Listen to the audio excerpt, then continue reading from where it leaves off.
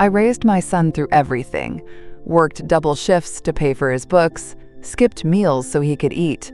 I cheered him through every test, every heartbreak, every dream. And when he made it big, he called me a low-maintenance asset and dumped me in a nursing facility to impress his fiance's family. He thought I'd fade quietly behind locked doors. Instead, I exposed every lie he'd told and took back everything he stole. I was steaming a fresh pot of jasmine rice when the phone buzzed. Kevin was calling. I wiped my hands on the towel, heart fluttering like it always did when my son reached out. Silly, I know, but after all these years, after all the quiet dinners, the holidays spent alone, you don't just stop hoping. "Hey, Ma," he said, voice tight, like he was squeezing me in between meetings. "Still good for dinner tonight?" I asked, trying to sound casual, even cheerful. I'd spent the better part of the day dusting the den, setting out his favorite lemon shortbread, and even ironed the good tablecloth. "Actually," he hesitated, "Stephanie's not coming. Change of plans." I paused. "Is everything okay?" He let out a sigh that wasn't quite frustration, but it wasn't kindness either. "Look, Mom, it's not about you. Steph's just, her family wouldn't really understand where I come from." That one hit like a slap. "I mean," he added quickly, "your place, it's cozy, nostalgic, really. But it's not exactly what they're used to. You know how people are." Yes, I knew exactly how people were. Or at least, how my son thought they were. Kevin used to bring his friends home in high school, proud as anything. I remember him bounding through the screen door in muddy cleats, yelling for orange slices. That boy wouldn't have cared if I lived in a cardboard box as long as I was at the finish line. But this man? This man was a stranger with my son's voice. Still, I forced a smile. "Well, dinner's on. You're still coming, right?" "I'll stop by. But Mom, I need to talk to you about something important." That should have been my first clue. When someone says important, what they usually mean is unpleasant. He showed up an hour later, dressed in one of those button-downs that looks crisp even after a car ride. Brought flowers too, those pricey tulips that only bloom half the year. They looked out of place on my scratched kitchen table. We sat for a while. I served up the casserole, the salad, the shortbread. He picked at everything politely. Then, just as I was pouring tea, he cleared his throat. "Mom, have you ever thought about moving somewhere easier?" I blinked. "Easier?" "Yeah, you know, somewhere more manageable. Less old." He gestured vaguely around the living room, like my mismatched curtains were a personal offense. I laughed, mostly to fill the silence. "I've lived here 32 years, Kevin. This is home." He nodded, like he already knew what I'd say, like he'd rehearsed this. "Sure, but don't you want to be somewhere you don't have to do all the upkeep? Somewhere with a little help?" I narrowed my eyes. "What are you getting at?" He leaned back in his chair, folding his arms. "There's a senior living place just 10 minutes from my office. It's got great reviews. I booked you a tour tomorrow." My stomach dropped. "A tour?" "Just a look," he said quickly. "No pressure. Just see what you think." I stared at him, my tea cooling between my hands. Kevin had always been ambitious, even as a kid. But this wasn't about helping me. This was about cleaning house. About tidying up the corners of his life that didn't match the new furniture. "Stephanie's parents," he added carefully, "they are very traditional, big on appearances. I need them to see I'm stable, responsible." There it was, the real reason. He needed me gone to impress a woman who'd never set foot in my house. The next morning, I rode with him to the facility. It wasn't a terrible place. Clean enough, if a little sterile. The woman at the front desk smiled too brightly. The halls smelled like antiseptic and old oatmeal. I told myself I'd go through the motions, humor him, then go home and forget it ever happened. But when I stepped into the model suite, I realized Kevin had no intention of driving me back. The suitcase I kept packed for emergencies. He'd already placed it inside the closet. There was paperwork on the dresser, signed, my name, my birthday, his signature, as power of attorney. "I thought you'd need help settling in," he said. I couldn't breathe. "You signed me in?" My voice came out hoarse. He nodded. looking anywhere but at me. Just for a trial period. I staggered backward, the beige carpet tilting beneath me. You had this planned all along. He ran a hand through his hair. You don't get it. This is better for you. Better? Being dropped off like a sack of laundry? Locked in with strangers, like some inconvenient parcel? I took a deep breath. My hands were shaking. Kevin Dawson, you may be ashamed of where you come from, but I am not. I wiped your nose. I packed your lunch every damn day until senior year. And now you want to tuck me away like I'm some embarrassing relic. His face went pale. Mom. But I wasn't listening. I'd heard enough.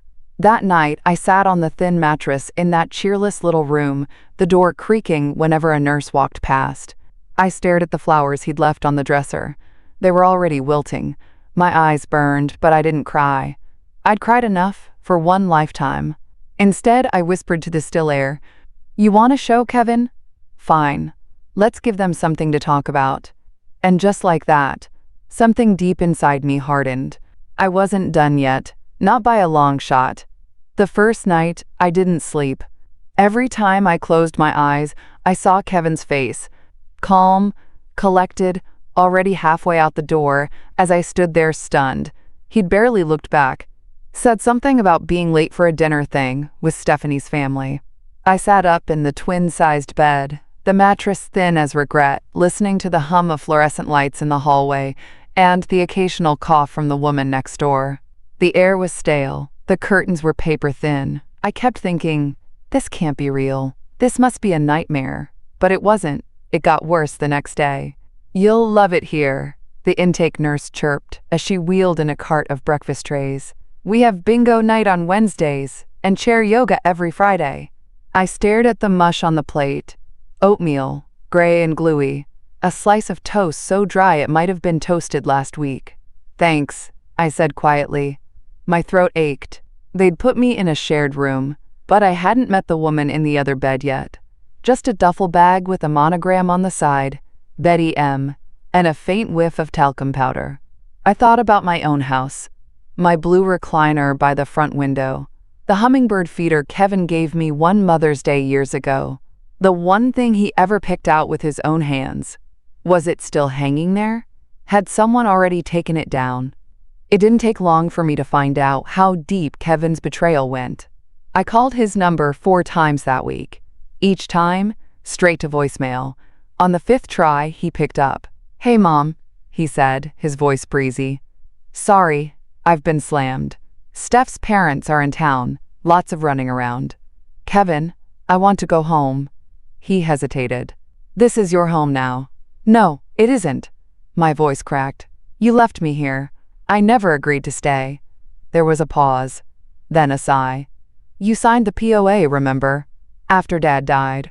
Just in case. I'm trying to do what's best. I felt cold all over. You're selling the house, aren't you? Silence. Then, it's just paperwork, Mom. It's a hot market. It'd be stupid not to take advantage. Steph's brother is a real estate guy. He said we could get a great deal. I gripped the edge of the tray table so hard my knuckles went white. You sold my home.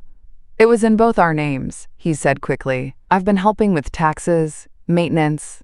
My voice rose. Because I asked you to, so I could stay there, not so you could steal it out from under me. He had the nerve to laugh, soft and patronizing. Come on, don't be dramatic. You're being taken care of. Isn't that what matters? Taken care of.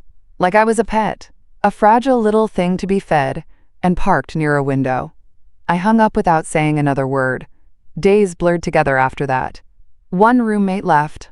Another came, then left again. They came and went like shadows, dragging their wheeled suitcases behind them, some crying, some silent, none staying long enough to remember names. My clothes started disappearing. My good cardigan, the one with the shell buttons Kevin's father gave me. A pair of walking shoes. A bracelet Stephanie had given me early on, back when she was still trying to win points. Gone. I reported it. Nobody followed up. The hallway light outside my room buzzed endlessly. The call button? Sometimes it worked, sometimes not. You learned quick not to need too much. One night I overheard a nurse through the cracked door whisper to another, "That's the one. The son dropped her off and never came back? The other scoffed. Just another forgotten mom. I curled up that night with a pillow that smelled faintly of bleach, staring into the shadows. My anger simmered. Forgotten? Not yet. A week passed. Then, too, Kevin didn't visit. Not even a card. No word from Stephanie. I imagined him, charming as ever, sipping wine in some sleek penthouse, brushing off questions about his mother with a tragic shrug. Oh, she's too sick to travel. Too sick. I got up every morning, stretched my own back, walked 2 laps of the courtyard on my own 2 feet. But I knew what he was doing. The story he'd spun. To win over Diane, the queen bee of Stephanie's old money clan.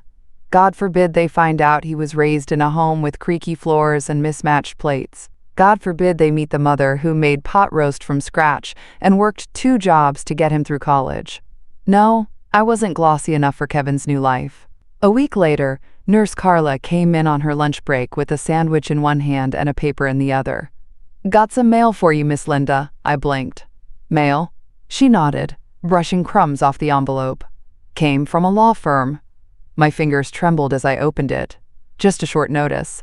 Confirmation of the house sale. Escrow closed. Funds dispersed to Kevin Dawson. I read it 3 times. My name wasn't even listed. They'd erased me completely. And still, I didn't cry. I'd already cried enough for one lifetime. That night, I lay in bed and stared at the ceiling until the buzzing light faded into black.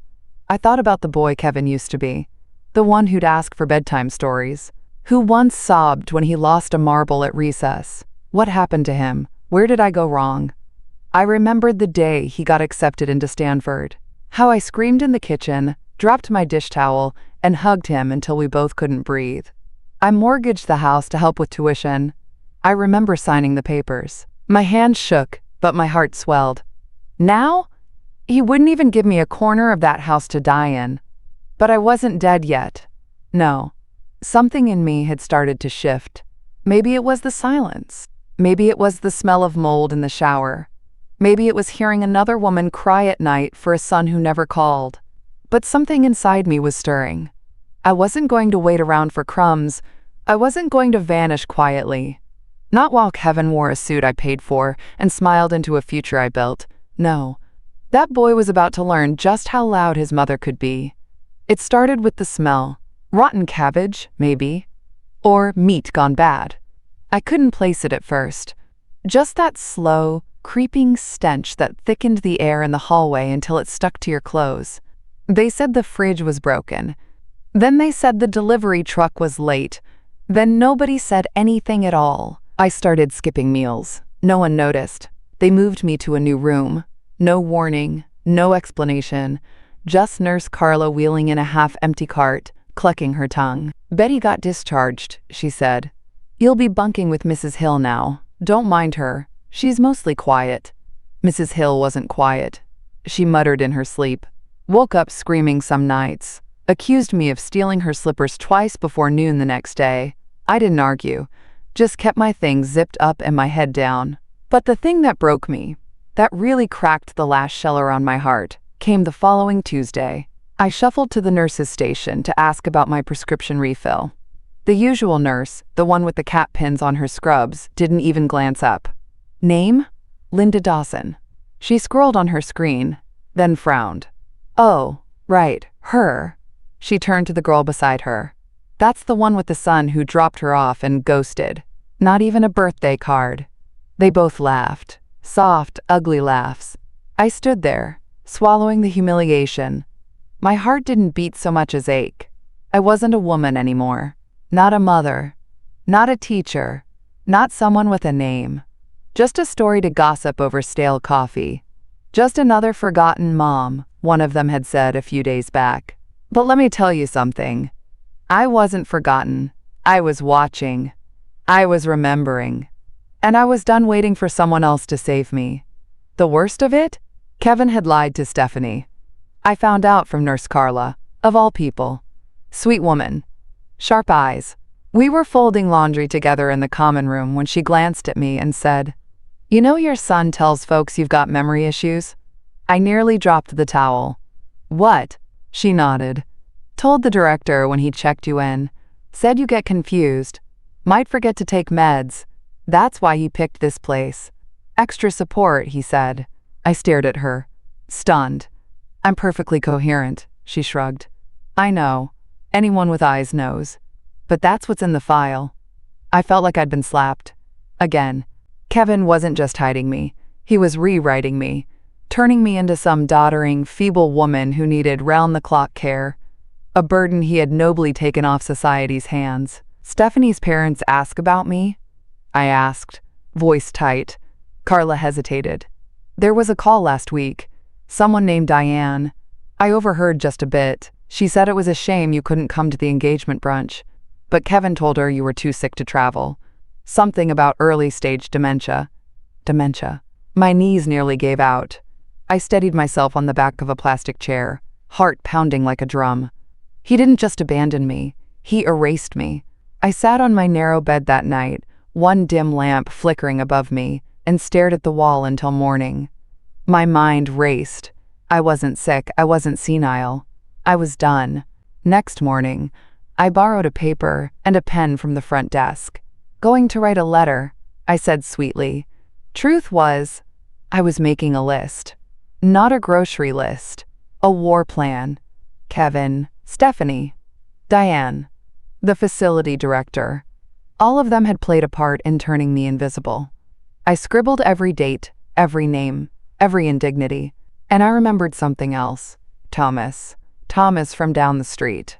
Retired firefighter. Lost his wife last year, still walked his dog past my garden every morning. He had a key to my back shed, said he'd help if I ever needed yard work while I was out of town. Out of town, I thought grimly. That's one way to put it. I wrote down his number. I hadn't talked to him in months, but if anyone would notice I was missing, it'd be him. And then, just like that, something else clicked into place. Margaret, Stephanie's grandmother. I hadn't seen her in years, not since the funeral of Stephanie's father, but I remembered her sharp wit, the way she'd rolled her eyes at Diane's bragging. She once whispered to me at a holiday dinner, "Money doesn't buy class, sweetheart, just better jewelry." Now that woman had sense, and if Kevin was lying to her, that was a crack worth driving a wedge into. That afternoon, I pulled Nurse Carla aside. "Do you still have your phone?" she blinked. "My personal one?" I nodded. "Can I borrow it?" "Just 10 minutes. I promise I'm not calling the police." She hesitated. But something in my eyes must have said please, because she slid it from her pocket and handed it over. "You've got 10. I typed faster than I had in years. First, Thomas. I left him a voicemail, calm but clear. Then I searched Margaret's name, took a guess at the number, called, left a message there too. "This is Linda Dawson, Kevin's mother. I think there's something you need to know." I handed the phone back, breathless, and just like that I'd stepped out of the shadows. They thought I was buried, but I was still breathing, still fighting. And I was about to raise hell. 3 days passed. Nothing. No call from Margaret. No word from Thomas. Carla kept giving me that look, the kind where someone wants to help, but they're scared of getting dragged down with you. I didn't blame her. This place had a way of draining people. The residents, the staff, even the furniture looked tired. The food got worse. Cold scrambled eggs one morning. A paper cup of apple juice that tasted like metal. They handed out pills without checking names. Just dumped them into Dixie cups like we were livestock. I stopped taking half of it, kept the little white ones hidden under my mattress. If they thought I was confused before, wait till the meds they gave me didn't match the chart. Let them scramble. I had bigger fish to fry. I spent the mornings pacing the tiny courtyard, pretending to admire the withering mums. The afternoons I scribbled letters I never mailed, some angry, some pleading, some that just said, "I am still here." Then, one morning, Carla peeked in with a rare smile. "You got a visitor." My breath caught. "Who?" She winked. "Looks like someone important." I shuffled to the door, smoothing my cardigan with trembling hands. And there she was, Margaret, 85, upright as a flagpole, in a wide-brimmed hat and patent leather shoes that clicked like judgment on the linoleum. She had a cane, but I could tell it was more accessory than necessity. "Well," she said, eyes scanning the room, "this place is a dump." My laugh cracked out like thunder. She stepped forward and gave me a brisk hug. Not warm, exactly, but solid. Real. The kind you give someone after a storm. "I got your message," she said, settling into the plastic visitor chair. And I wasn't going to believe it. I told myself, no, Kevin wouldn't dare. She paused. But then I remembered who raised Diane. That earned another laugh, dry as dust. I sat beside her, knees barely holding me up. "He told everyone I was sick, that I had memory problems." Margaret snorted. "He told Diane you were too frail to travel, told Stephanie you didn't recognize people anymore." I swallowed. She believed him? She wanted to. Diane definitely did. But Stephanie, her voice softened. That girl's got more steel than her mother thinks. And now she's starting to ask questions. That was the first real hope I'd felt in weeks. "But you, why are you here?" Margaret's eyes flashed. "Because if some man tried to erase me the way Kevin's erasing you, I'd want someone to raise hell on my behalf." She leaned in. "I'm not done. Not by a damn sight." Later that afternoon, Carla slipped me a folded note. From Thomas. "Linda, I've found something. I'm contacting an attorney. Hang tight. You're not alone anymore." T. I clutched it like a lifeline. Margaret's visit had lit the match. Thomas had just struck the flame. 2 days later, word got back to me. Diane was furious. Kevin had upset her blood pressure, according to Carla's gossip. Stephanie had confronted him in private, asking why her grandmother had returned from visiting me, visibly disgusted. His answer? "She's old, probably confused." That was a mistake. Margaret might be old, but confused she was not. She was already making calls to a family attorney, to a journalist friend, and, bless her, to Stephanie's younger brother, Grant, a straight-arrow lawyer with a quiet reputation for fixing messy family business. Kevin didn't see it coming. But what really turned the tide? It happened at brunch. The engagement brunch. Stephanie wore pale lavender. Diane, of course, wore cream and pearls.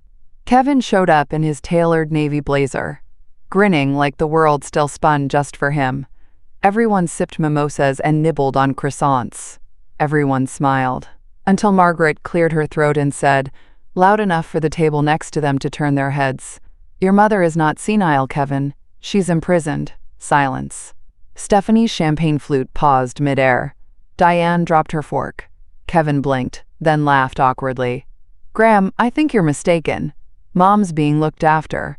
It's what she wanted." Margaret stared him down like a wolf eyeing a rabbit. "No," she said. "What she wanted was to see her son. Instead, you forged documents, you sold her home, and you dumped her in a building with roaches and moldy food. Tell me, was that part of the plan, or just a bonus?" Kevin flushed. "You don't know what you're talking about." But it was too late. Stephanie was already dialing Grant. And Diane? Well, she tried to salvage it. "Oh, Margaret, you must be confused. Linda's health has been in decline for—" "She's in better shape than you," Margaret snapped. "And certainly smarter." Stephanie looked Kevin in the eye. "You lied to me." He opened his mouth. She raised a hand. "Don't." That night, Carla wheeled in a new set of sheets. Soft ones. Real cotton. "Thought you could use a little comfort," she said with a wink. I stared at the door after she left, the sound of her footsteps fading. The battle had begun, and this time, I had allies. Not because I begged, but because I stood up. Because I stopped pretending to be okay with being forgotten. Kevin still hadn't called. Maybe he thought it would blow over. Or maybe, just maybe, he was starting to feel it. That creeping dread, the itch under his skin, the whisper that said, "They know. Good. Let it burn." The next morning, Nurse Carla pulled me aside in the hallway. "Thomas called," she said in a hushed tone. "Said to check your mail slot. He sent something important." I hurried back to my room, heart thudding like war drums. There it was, a manila envelope, tucked in like any other circular or coupon flyer. I ripped it open with shaking fingers. Inside were copies, deeds, statements, letters from the bank, the smoking gun. Kevin had transferred the house weeks ago, quietly, legally, efficiently. The ink was dry long before he ever took me on that tour. The real estate papers bore his signature and the smug seal of a notary I didn't recognize. I sat down slowly, heart pounding. My whole life had fit in that cottage. The garden with the peonies, the bookshelf Kevin built with his father, back when he still had calluses on his hands and dreams in his eyes. Gone, wiped clean, but not for long. Tucked at the bottom of the envelope was a sticky note, written in Thomas's scratchy scrawl. Meeting with Grant this Friday. Carla helping coordinate. Keep your chin up. T. I exhaled. A slow, bitter breath. We were in motion now. The next few days moved fast. Margaret, bless her firecracker soul, had shaken the hornet's nest. Stephanie wasn't returning Kevin's texts. Diane was livid. Not because her future son-in-law had committed elder fraud, mind you, but because the family name was being dragged through whispers and brunch tables. But the real surprise came when Carla knocked lightly on my door and whispered, "You up for a call?" I blinked. "A call?" She held up her cell phone like a lifeline. "Stephanie wants to talk." We sat in the far end of the courtyard, where the weeds hadn't overtaken the benches yet. I held the phone to my ear like it was made of glass. "Linda?" Stephanie's voice was soft, tentative, not the polished tone I remembered from wine tastings and catered dinners. This was a daughter's voice, a voice trying to bridge a canyon. "I'm here," I said. "I don't know what to say," she began. "Honestly, I don't even know what's true anymore. Kevin said you wanted to be there, that you'd been confused." I let the silence hang for a beat, let her hear the clarity in my voice. "Stephanie, do I sound confused to you?" She let out a shaky breath. "No, you sound hurt, betrayed." I stared at the rusted birdbath across the lawn. "Because I am. He didn't just lie. He stole my home, my name, my voice. And he did it all with a smile." She sniffled quietly. "He told me you had no family left, that your husband died without a will, that you begged him to handle the house because you couldn't keep up." I felt something deep inside me twist. "He spun you a story," I said, "and you wanted to believe it." Silence. Then, "He changed after we got engaged. More careful. Always worried about what people thought, especially Diane." I couldn't help myself. I smiled faintly. That woman never met a mirror she didn't like. Stephanie laughed. One short, raw burst. "I didn't come from money, Linda," she said after a moment. "People think I did, but it was Diane's second marriage that changed things. Before that, we were barely scraping by. My real grandmother used to clean houses. She was the first woman I ever saw stand up to Diane. She said, 'Don't let them bleach the fight out of you.'" I swallowed hard. "Sounds like a wise woman." "She'd like you," Stephanie said. And just like that, I knew. This wasn't over. Kevin's mask was slipping. And Stephanie, well, she was starting to see the man behind the curtain. That evening, Margaret came to visit again. She brought cookies this time, lemon with a dusting of sugar. "Baked them myself," she said, handing me a tin with a little smirk. "Don't ask how many batches I ruined." We sat on the bench out back, the tin between us. "Stephanie called you?" she asked. I nodded. "She's waking up." Margaret chuckled. "Took her long enough. Girl always did trust too easy." "Not her fault," I said. "Kevin's a practiced liar." Margaret's eyes narrowed. "He's a fool with a diploma." That made me laugh, really laugh. The kind that bubbles up from your belly and knocks the dust off your bones. "I needed that," I whispered. She patted my hand. "We all need reminding. We're still alive." 2 nights later, Carla burst into my room after lights out. "Pack a bag," she whispered. "You're coming with me." I blinked, sitting up in the dark. "What?" "I've cleared it with the director. You've got a day pass. Grant's meeting you downtown. He wants to get your statement face to face. My throat tightened. Grant? Stephanie's brother. She nodded. The attorney. Margaret arranged it all. She handed me a coat. I'll drive you myself. We're not waiting around anymore. The ride into the city felt like time travel. I hadn't seen a skyline in weeks. The lights felt too bright. The streets too loud. But the hum of the engine beneath us? That felt like hope. Grant met us in a quiet corner office, crisp suit and kind eyes. He didn't waste time. He had the home sale records. The power of attorney documents. Even emails Kevin had sent to the nursing home staff, calling me mentally unstable and unfit to manage finances. I signed my affidavit with a steady hand. My son, I said aloud, has committed fraud, and I intend to hold him accountable. Grant nodded. We're with you. By the time Carla dropped me back at the home, the sun was rising. A new day. A new war. And I was no longer fighting it alone. The morning after I met with Grant, the staff started treating me different. Not out of kindness, out of caution. The front desk nurse, who once barked my last name like I was a filing error, now said, "Good morning, Miss Dawson," with the kind of nervous cheer people use when they sense a lawsuit coming. Funny what a single notarized affidavit can do. By noon, the facility director, a wiry man named Hal with a sweat-stained collar, asked to check in with me privately. I declined. Told Carla, loud enough for everyone in the hallway to hear, that any further conversations would go through my attorney. The word rang out like a bell. Carla smirked behind her clipboard. It felt good. Kevin still hadn't reached out. But his silence told me everything. He knew. Margaret had lit the match. Stephanie had struck the flint. And now, Kevin's whole house of cards was starting to smoke. That Sunday, Carla wheeled me into the common room, claiming a visitor had come. When I looked up, my breath caught. Stephanie. No blazer, no heels, just jeans and a plain blue sweater. Her hair in a loose braid. She looked younger, softer. But her eyes, they were steel now, steel sharpened by betrayal. "I hope you're up for a little truth," she said quietly. I nodded. "Let's have it." She sat beside me, her fingers twisting a tissue in her lap. "Kevin lied about everything," she said. "About your health, the house, the nursing home. He even lied to me about how the power of attorney worked. Told me it was just so he could pay your utility bills." I let out a soft laugh. He was always a smooth talker. Even at 12, he could lie without blinking. Stephanie looked down. "I don't know who I've been planning to marry." There was a long pause.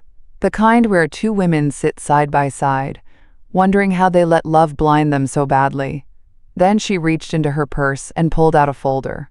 Thick, brimming with printouts. "What's this?" I asked.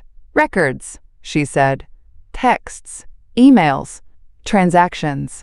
I found out he started liquidating your investments months ago. Small amounts. Just under the reporting threshold each time." I blinked. He was bleeding me dry before he even put me in here. Stephanie nodded, lips tight. "And Diane?" Stephanie gave a short, bitter laugh. "She's furious. But not about you. She's furious you talked. Says this makes our whole family look vulnerable." I shook my head. "Of course she is. Protect the name. Never mind the truth." Stephanie took my hand. "I'm not protecting him anymore. Whatever happens, you have my full support." For the first time in weeks, I felt my spine straighten. "You're stronger than I thought," I told her. She smiled, but it didn't quite reach her eyes. "I think I always was. I just didn't want to be." 2 days later, Thomas paid a visit. Showed up in his old pickup, toolbox rattling in the back. "I'm not good at speeches," he said, standing awkwardly by the courtyard bench. "But I figured you should know." "The sale of your house?" "I found the listing agent. She said Kevin claimed you were quote, in a state of mental decline and wanted the process done discreetly. I've got her on tape." I blinked. "You recorded her?" He pulled a tiny recorder from his pocket. "I've been around a few fires," he said with a shrug. "You learn to keep receipts." I laughed. laughed until my chest hurt. Then I wiped my eyes and said, "Thomas Dawson, you might have just saved my life." He cleared his throat. "Also, the house isn't sold. It's pending. But now that Grant filed an injunction, escrow's frozen. They can't finalize it without your clearance." My heart slammed into my ribs. "You're saying it's still mine?" "For now," he said. "But we've got to move fast." I gripped his arm. "Then let's move." That Friday, a family brunch was held at Diane's country club. Kevin showed up late.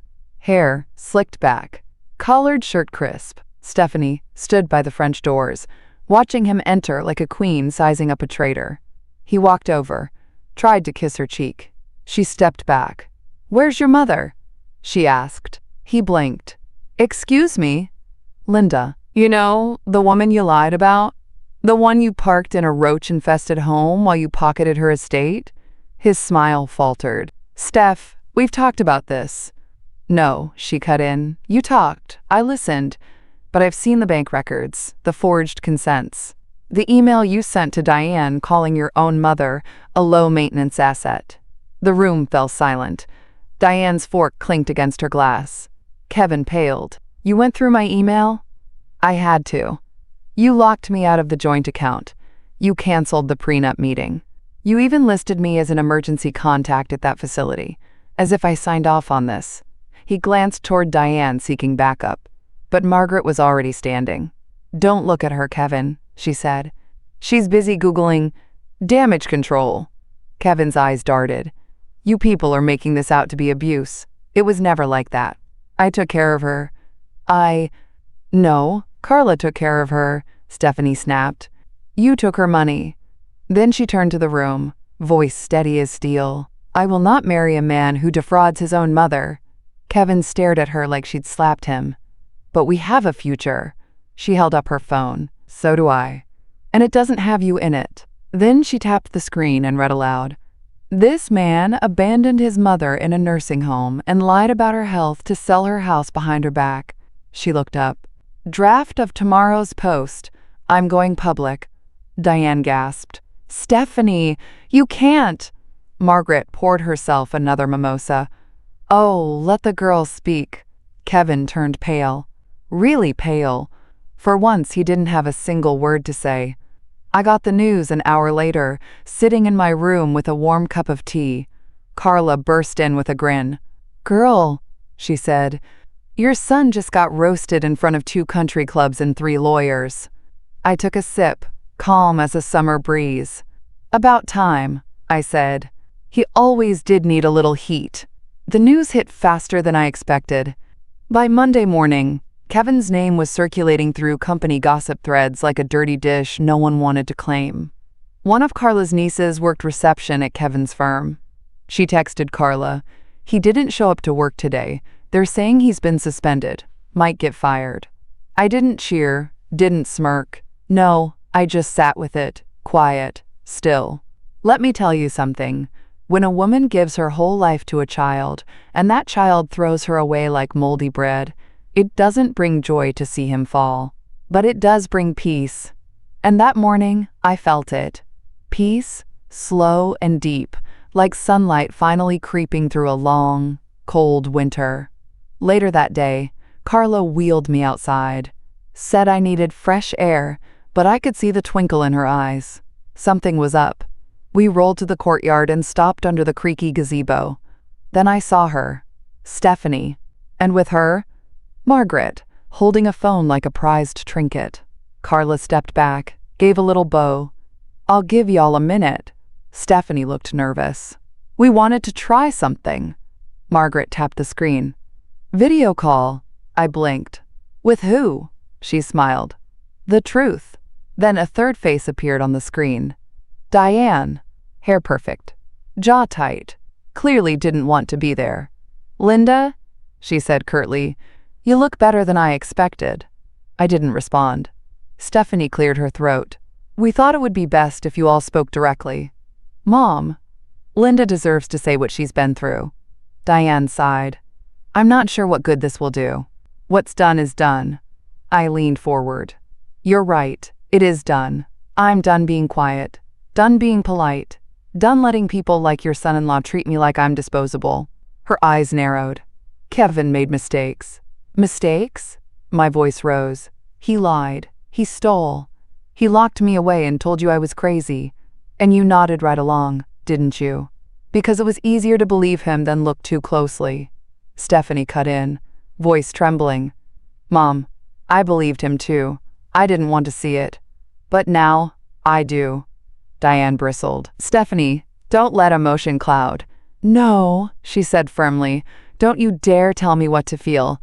I trusted Kevin. I defended him to everyone. And now I'm cleaning up the wreckage. Margaret clapped slowly. Well, finally, someone around here with a spine. I had to bite back a grin. After the call, Stephanie turned to me. We're going after the nursing home too. Grant found photos. Leaks, mold, code violations. Carla's already writing a statement. I nodded slowly. Good, she hesitated. And there's something else. I think I found a way to get you out of here. My breath caught. It'll take a few weeks. But if we file the petition to revoke Kevin's POA, and if Grant can push through the settlement, you could move out by the end of the month. I stared at her, unsure if I could believe it. Freedom. Not a fantasy, not a wish, a plan. I swallowed the lump in my throat. Where would I go? She smiled. Thomas offered to help with a temporary place nearby. And Margaret has something she wants to ask you. Margaret raised an eyebrow. You ever wanted to try house-sitting a villa with a private rose garden? I blinked. Pardon? I'm headed to Italy for 6 weeks, she said casually. Villa needs watering. Mail checked. Company, maybe. What do you say? I couldn't speak. Just blinked hard and nodded. That night I sat on my bed and looked around the room one last time. The peeling wallpaper. The chipped dresser. The hum of an overworked air unit. I took a long breath. Then I whispered, I'm almost out. But the next morning, Kevin showed up. Unannounced. Carla wheeled me into the front lounge for my usual stretch when I saw him standing near the vending machine, wearing sunglasses indoors like a washed-up celebrity. Mom, he said, voice low. I froze. Carla's hands clenched on the back of my chair. I'll be right over there, she said quietly. You just say the word. I nodded. Kevin took off the glasses, and for the first time, I saw him, really saw him. His tie was loose, hair greasy. That shine he wore like armor? Gone. Thought I'd check on you, he said. I didn't answer. He shoved his hands in his pockets. I messed up, I know that. Things got out of hand. Out of hand? My voice shook. You left me here like trash, Kevin. You sold my home. You took my name and turned it into a lie. He swallowed hard. I thought it was for the best. I thought if I just made things neat, everything would fall into place. I stood, slowly, steady. You didn't want things neat. You wanted me gone. Stephanie's gone, he said, voice cracking. Job's probably next. I lost everything. I stepped closer, just inches from him now. No, son, you threw it away. All of it. The respect. The family. The roots. He looked down, ashamed. I didn't think you'd fight back. That made me pause. Then I said, that's your problem. You never really knew me. He looked like he wanted to cry, but I didn't comfort him. I turned and walked away. In the hallway, Carla caught up to me. You okay? I nodded. For the first time in a long time. Back in my room, I pulled out my old notebook, the one I'd filled with dates and names and fire. And I added one more line at the bottom. He thought I'd stay silent. He was wrong. I don't know what I expected after Kevin left. Tears. Regret? But what I felt most was relief. Not because he'd suffered, but because I'd said my piece. And once a mother speaks her truth, once she lifts her chin and tells the boy she raised exactly what he's become, there's no putting that silence back. Some wounds, you stop nursing. You let them scar. 2 days later, Carla helped me pack. Travel light, she said, grinning. You won't need much where you're going. Real towels. Real food. Privacy. I laughed. You sure this isn't a dream? If it is, we're both in it, she said, folding my old cardigan. And guess what? I'm taking a job with the legal aid office. Grant's helping with the paperwork. I stared at her, stunned. You're leaving? She shrugged. I've seen too much rot in places like this. I want to help clean it up. I reached for her hand. You already have. Later that afternoon, Stephanie came to walk me out herself. She wore no makeup, just a calm, determined face that reminded me more of Margaret than Diane. I filed the revocation petition, she said as we waited for the car. Kevin won't have power of attorney again.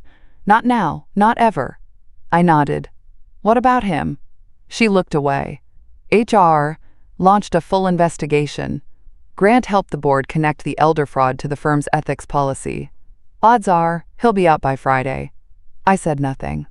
Just watched the wind stir the brittle leaves across the sidewalk. She turned to me, her voice low. Do you want to press charges? I inhaled sharply. The question hung in the air like frost. I thought of the nights in that cramped room. The missed holidays. The rotten food. The broken promises. The silence. I looked at her.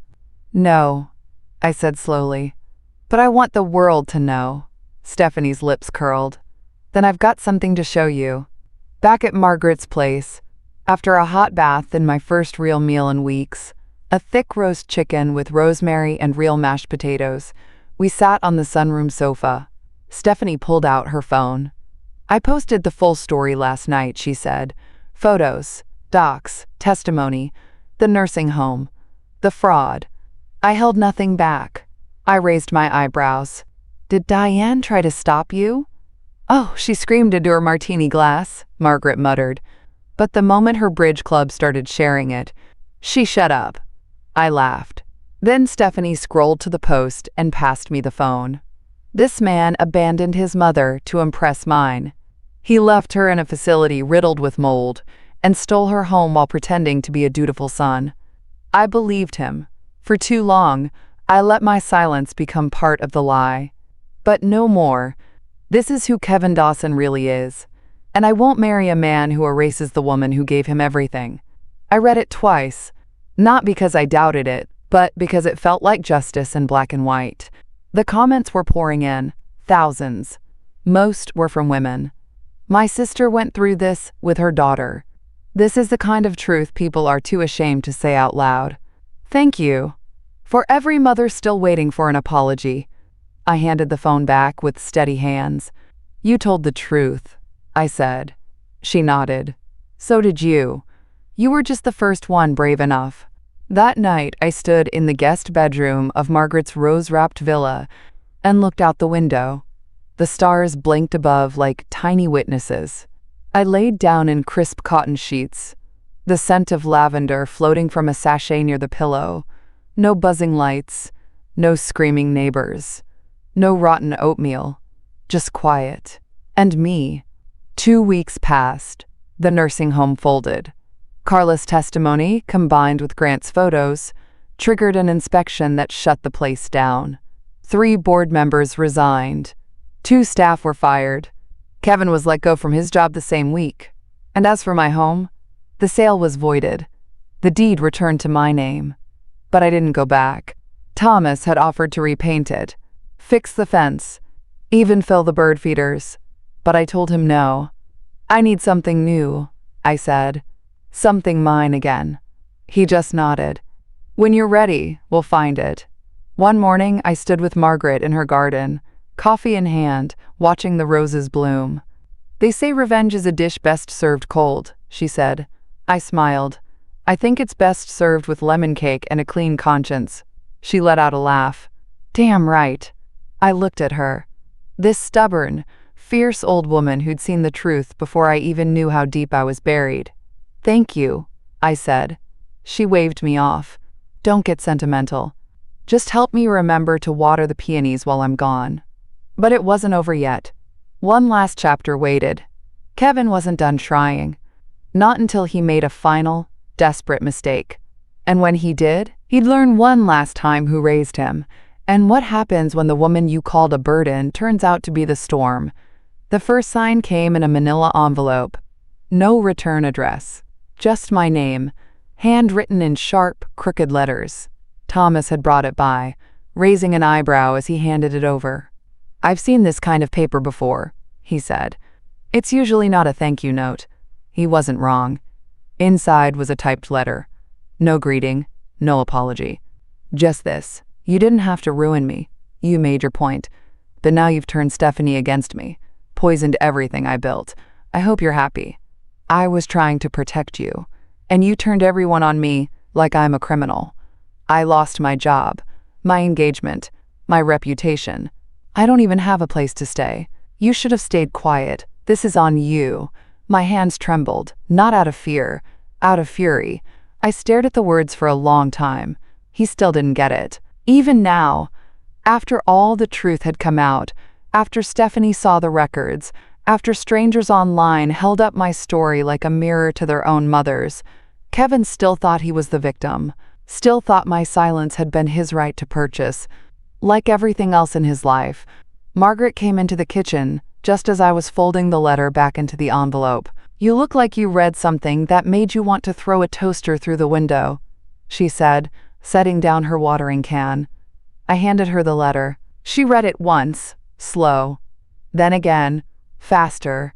Then she rolled her eyes and let out a long, low, "Men." That night, Stephanie called. I saw the post Kevin made. I sat up straighter. "What post?" She sighed. "He's trying to flip the narrative. Claimed you manipulated him. Said he was pressured into placing you for medical reasons, and that you've been, quote, distorting family matters for attention." My stomach turned. Is anyone believing him? His college roommate commented, said he was always a good guy. Some distant cousin added, "There's always two sides." I scoffed, and not one of them came to see me. Not one called. Not one asked if I was still breathing when he vanished me. Stephanie's voice was tight.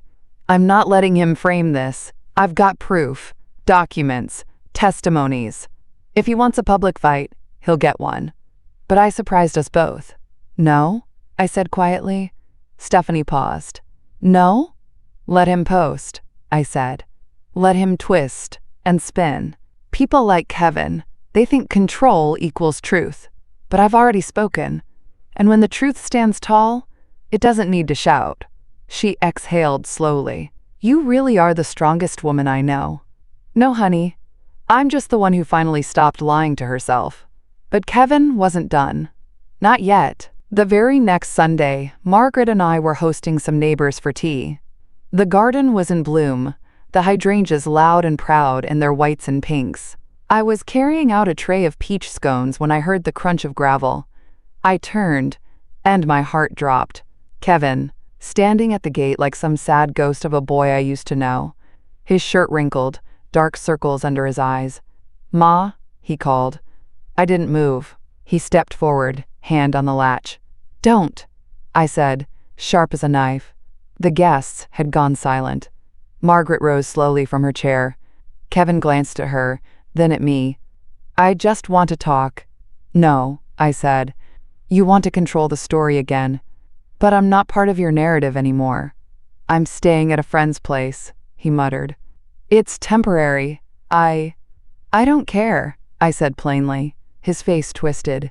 "You're really gonna let the internet decide who I am?" I laughed, bitter and clean. "Kevin, you decided who you were the moment you threw your mother into a nursing home and started spending her life in silence." He took another step. "I can't fix this unless we talk." "Then it won't be fixed." He flinched. I stepped closer, not enough to let him in, just enough to let him hear me. "You want me to forgive you? Then go do something worthy of forgiveness. Help someone who needs it. Tell the truth without spinning it. Apologize without conditions." His eyes welled up. "Too little, too late." I pointed to the street. "You're not welcome here, Kevin. Not now. Not ever." Margaret stepped forward, arms folded. "And if you step foot past that gate again, I'll have you trespassed." Kevin blinked at her. "You're just her friend." She smiled. "That's right. And I'm a damn good one. He left. No threats. No tears. Just silence. This time, the right kind. Later that night, I found a small note tucked under the flower pot by the gate. I'll always be your son. I wish that still meant something. I held it for a while. Then I tore it in half. Then into fourths. Then into confetti. And I scattered it into the wind. Stephanie came by later that week. Told me Diane had gone into full PR mode. Hosting charity luncheons. Donating to elder care causes. Damage control, she said with a smirk. I asked if Margaret had been invited. She RSVP'd with a handwritten card, Stephanie said. Said I don't attend events thrown by enablers. We both laughed so hard we cried. I wasn't going back to who I was. That woman who smiled through her son's disinterest. Who cooked meals he didn't eat. Who justified every slight as just stress or just life. No more. I wasn't just a mother. I was a woman. And I was back.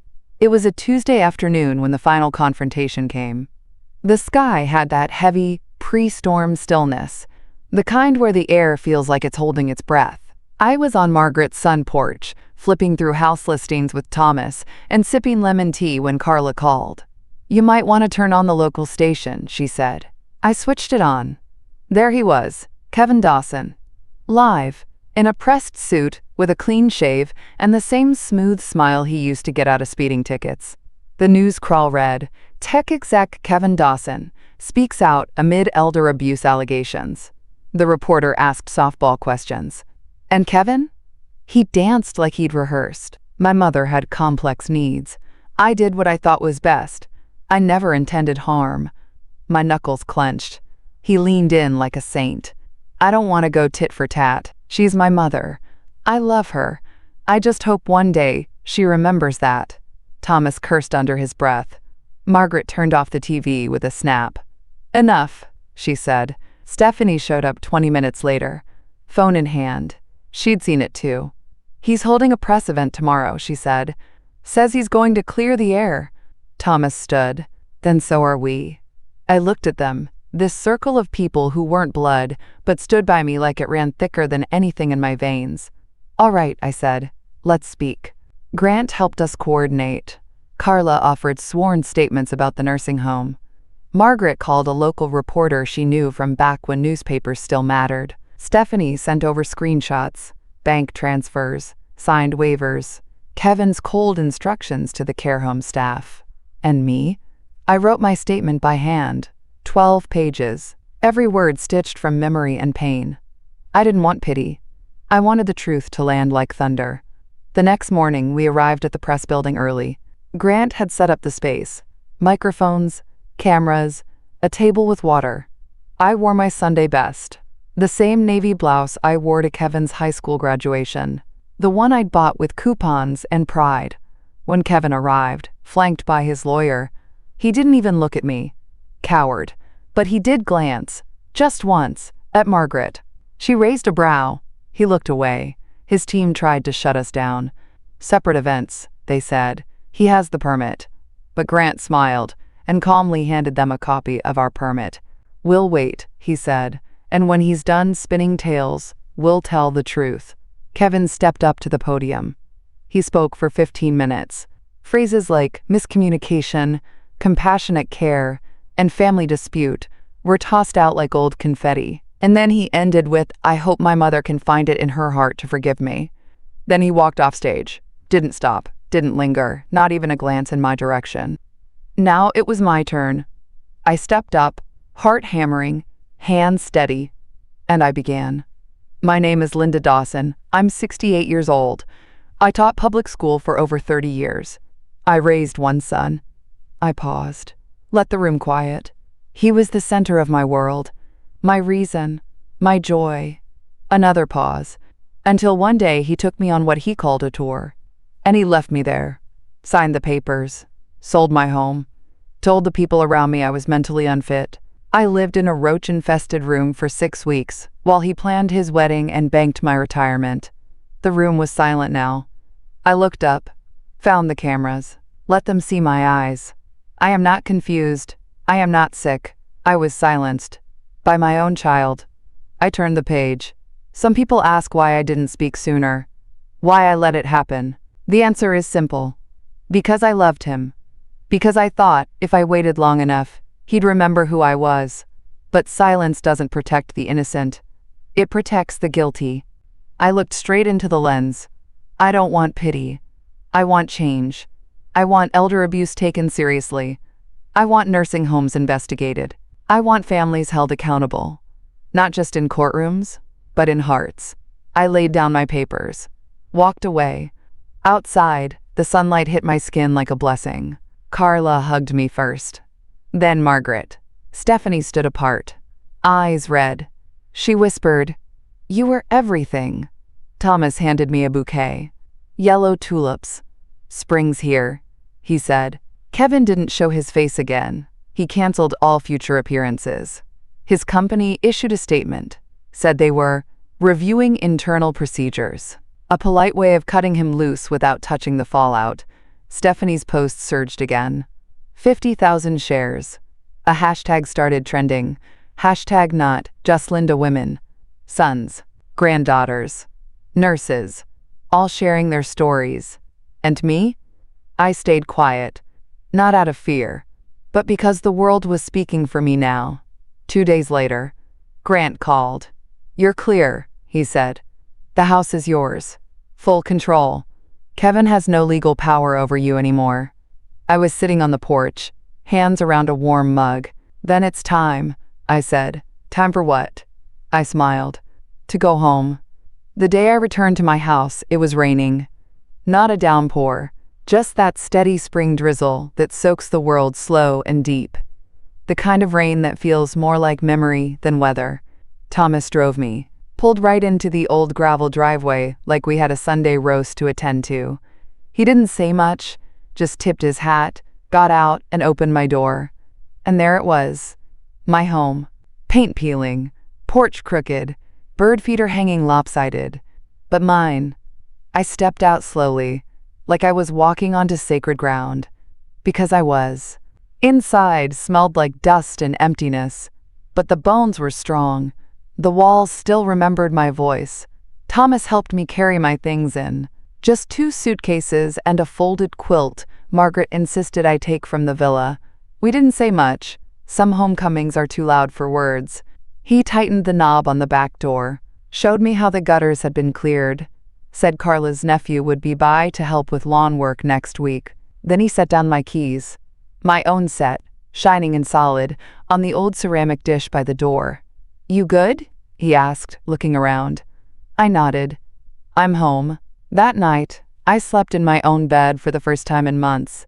No beeping call buttons, no paper-thin sheets, no whispering nurses, just me, and the steady hum of the ceiling fan, and a deep, hard-earned peace. The following morning, I woke up with a mission. Justice was handled. The house was back. But there was one more thing I needed to reclaim. My voice. So I walked. Yes, walked, cane and all. 3 blocks to the senior center. Asked to volunteer with the local legal aid group. They looked at me like I was lost. "You need help?" the receptionist asked gently. I smiled. "No, dear. I give help now."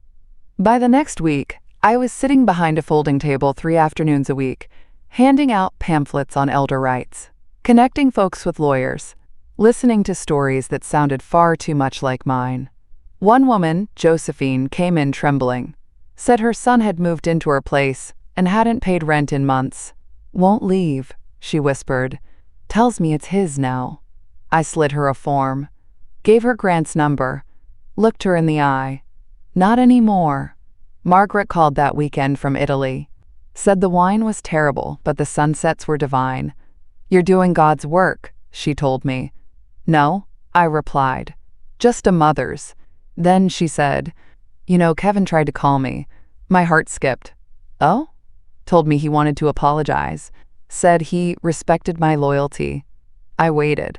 "What did you say?" I told him, loyalty has to be earned, and that I don't entertain frauds who only crawl out when the walls cave in. I chuckled. "Good. Damn right it is." Stephanie emailed me later that week. Subject line: proof of transfer. Inside was the paperwork, the wedding fund account, the engagement gifts, the shared savings she and Kevin had set up. She was closing it out, donating half to elder advocacy nonprofits. The rest? I've transferred $25,000 to your name. Consider it rent for all the years you were silenced. I stared at it a long time, then replied, keep it, but come by on Sunday. I'll make pot roast. She showed up that Sunday, with flowers, and a bag of oranges. Grandma always said oranges meant good luck, she shrugged. We didn't talk about Kevin. We talked about garden soil and how terrible Diane's lemon bars really were. It was the best meal I'd had in years. And then, as spring rolled into summer, I got the letter. Certified. Embossed seal. From the State Bar Association. Kevin was being investigated for elder fraud and financial misconduct. The allegations had teeth now. Carla's sworn affidavit. Stephanie's documentation. My public testimony. If the findings stuck, Kevin would be disbarred from acting as any kind of fiduciary again. No guardianships, no power of attorney, no estate handling. Not for me, not for anyone. He called again after that. Blocked number. I let it go to voicemail. His voice was hollow this time. Tired. I guess you got what you wanted, Mom. I hope it makes you feel better. I've lost everything. Are you proud of yourself? I didn't reply. Didn't need to. Because that wasn't an apology. That was a man mourning the loss of his mask, not the damage he'd done underneath it. Later that evening, I sat on my porch. Thomas joined me, coffee in hand. We didn't talk much, just watched the birds flit around the freshly refilled feeder. You think he'll ever change? I asked. Thomas took a long sip. Maybe, he said, but not because he wants to. I nodded. You think I was too hard? He looked at me, slow and sure. I think you were finally honest. There's a peace that comes when you stop begging people to see you and start seeing yourself again. That's what I'd found. Not revenge. Restoration.